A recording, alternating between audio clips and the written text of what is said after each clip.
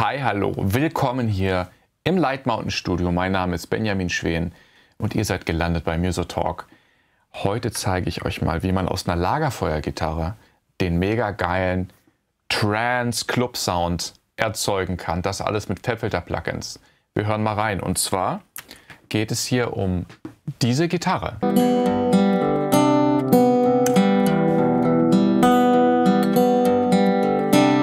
Und wie ich das hinbekommen habe, dass die am Ende so klingt,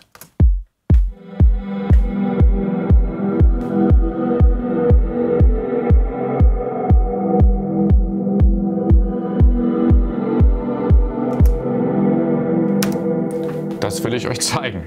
Special Effects. Ich habe jetzt wirklich mal die Trickkiste ausgegraben, fast alles, was Fabfilter am Start hat, zusammengetan, um aus einer Gitarre etwas völlig anderes zu machen, ein waberndes Pad, was aber anders als ein normales Pad nicht statisch ist, sondern wirklich eine Bewegung hat. Wofür kann man das Ganze nutzen? Ist das jetzt einfach nur Spielerei? Nein. Ihr kennt ja auch diese neue Trap, oder so neu ist es ja gar nicht mehr, aber da werden ja auch viele Loops gebaut, die so eine Atmosphäre kreieren. Und um da wirklich sich abheben zu können von dem Rest der Welt, die einfach nur irgendwelche Sounds aus ihren Plugins sich rausholen, aus ihren Synthi-Presets, kann man mal wirklich irgendetwas nehmen und was komplett verfremden. Dadurch hat man wirklich einen interessanten Sound. Und das zeige ich euch jetzt mal, was ich da genau gemacht habe. So, also wir haben hier, wie gesagt, unsere Gitarre. Ich zeige euch nochmal das Ausgangsmaterial.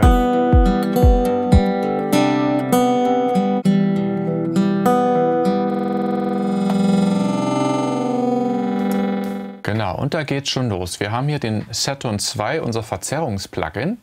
Das hat unter FX hier diese Smudge-Einstellung. Und das ist eine Zeitverschmierungstool.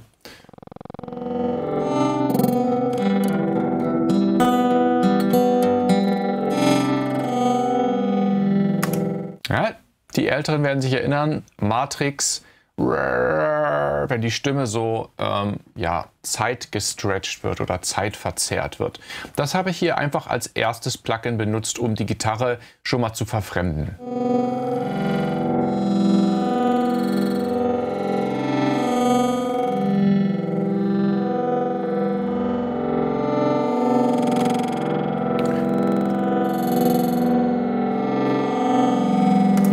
Als nächstes dann ein Delay mit ordentlich Feedback und einer mittleren Verzögerung. Hier habe ich die Delays auch ein bisschen verschoben gegeneinander, sodass wir einen leichten Stereo-Effekt noch haben.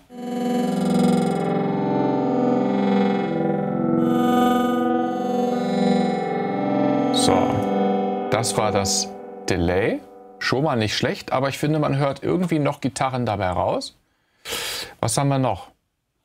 Ein Filter. Den kann ich natürlich hier mir noch eine Filterkurve einzeichnen. Das klingt dann am Ende so.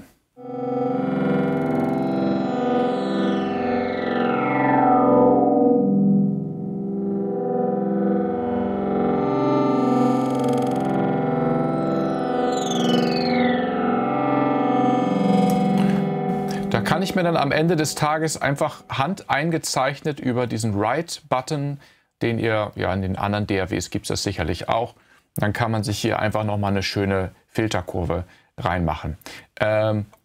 Danach kommt nämlich der Hall. Und das ist schon ganz wichtig, dass das Filter vorm Hall ist, fand ich, weil man hat dann die Möglichkeit, wenn man so von dem hellen Filtersound in so ein dunkles geht, klingt der Hall diesen hellen Sound noch nach. Das fand ich in dem Zusammenhang besser. Ich zeige euch das nochmal.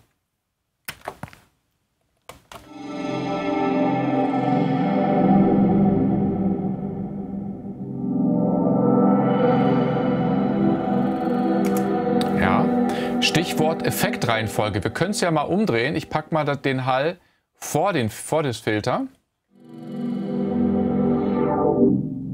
Jetzt wisst ihr, was ich meine. Also wieder Hall nach den Filter, nach den nach, genau.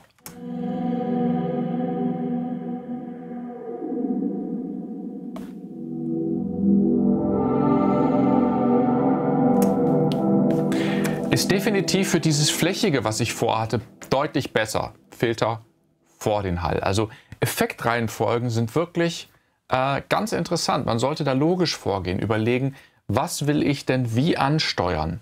Da sollte man ein bisschen mit rumprobieren. Das kann, wie ihr gerade gesehen habt, dramatische Effekte haben. So, was haben wir noch danach? Wir haben noch einen FabFilter Q3 Equalizer, weil ich da noch so ein paar Spitzen hatte.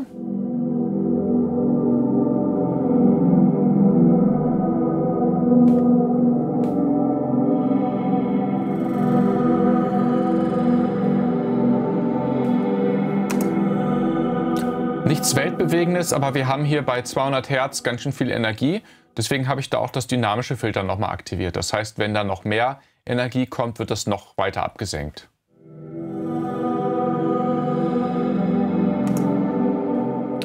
Alte Schule, kennt ihr alles.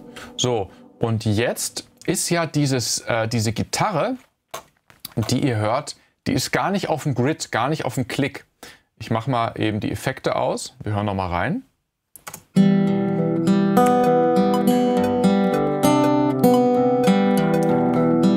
Also überhaupt nicht auf dem Grid. Ich habe ja hier eine Kick dazu gebaut.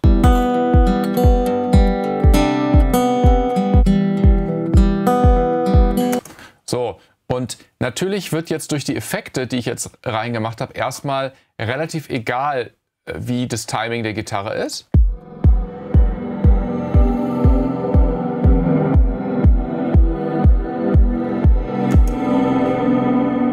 Aber ich habe mir gedacht, wenn wir schon, wie es in der Anspielung hieß, vom Lagerfeuer zum Club, wenn wir schon diese Club-Atmosphäre haben wollen, da wird ja oft dieser Ducking-Effekt benutzt. Das heißt, wenn die Kick kommt, wird das restliche Musikmaterial abgesenkt kurz und fährt dann wieder hoch.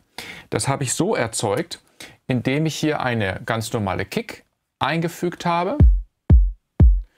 Und bei dem Plugin hier oben habe ich die Kick mir reinrouten lassen als Sidechain. Dann habe ich hier unten Sidechain aktiviert, bin auf extern gegangen und jetzt sehen wir, dass die Kick den Kompressor steuert. Und jetzt muss man nur noch mit der Release-Zeit probieren, dass das im Takte der Musik passiert.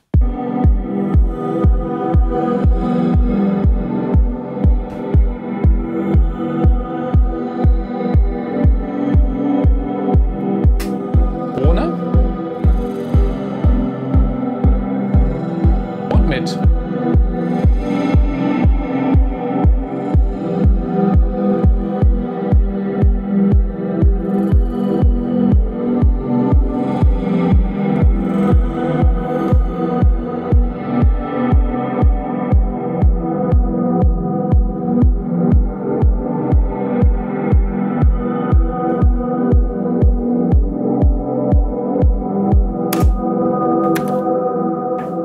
Und so schnell ist der neue Chill-Out-Track geboren. So schnell kann es manchmal gehen. Ja, ich finde, das ist eine tolle Art, mit Material umzugehen. Nicht einfach nur ein Pad mit einer Fläche, sondern einfach mal so ein waberndes Teil. Kann man sich ja irgendwo herholen. Gibt es ja sowieso 1000 Samples und die sind auch so stark verfremdet, dass niemand mehr weiß, was es ursprünglich war.